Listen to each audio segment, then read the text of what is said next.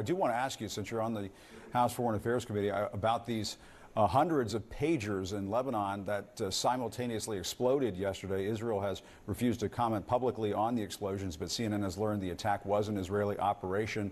The White House says it had no heads up or involvement in it. What was your response to that? What did you make of that? Well, obviously, Israel sent a strong message to Hezbollah.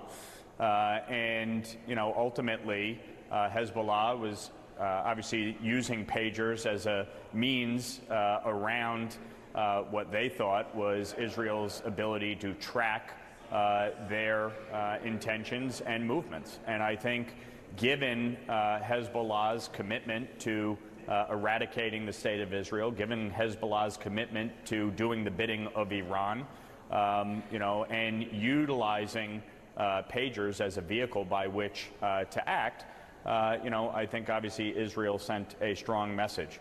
Israel is under threat, and I think it is imperative that the United States continue to stand by them and show strong support. There can be no equivocating here. There is no moral equivalency. Hamas, Hezbollah, the Houthis, and other terrorist networks are clear in their objectives. They want to eradicate the state of Israel. They want to kill Jews, period, because they are Jews.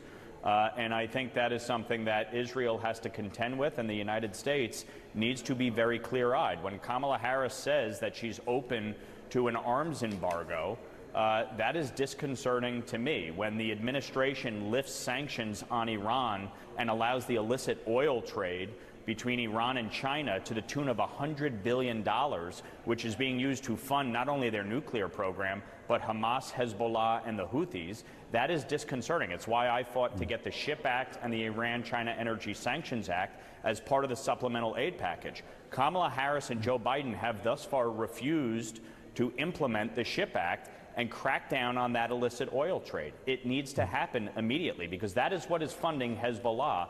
And the threat from the north is significant. The administration, I mean, you would agree, though, the administration has been pretty solidly backing Israel in this war against Hamas. No? I think.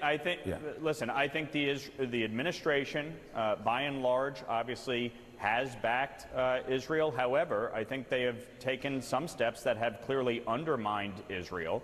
And you have people like Chuck Schumer calling for regime change on the floor of the United States Senate.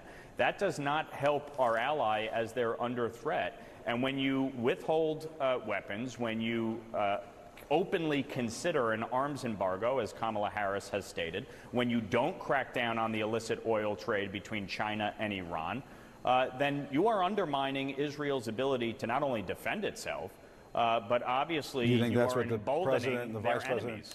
You're emboldening their enemies. Do you think they're undermining Israel's right to defend itself?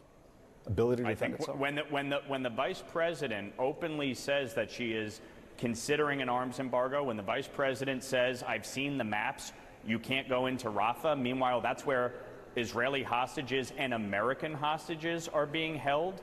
When you, again, don't crack down on the illicit oil trade, despite the fact that the SHIP Act and the Iran-China Energy Sanctions Act have been signed into law, then yes, I think there are decisions that have been made that have undermined Israel's ability to defend itself at times, and I think it's unfortunate.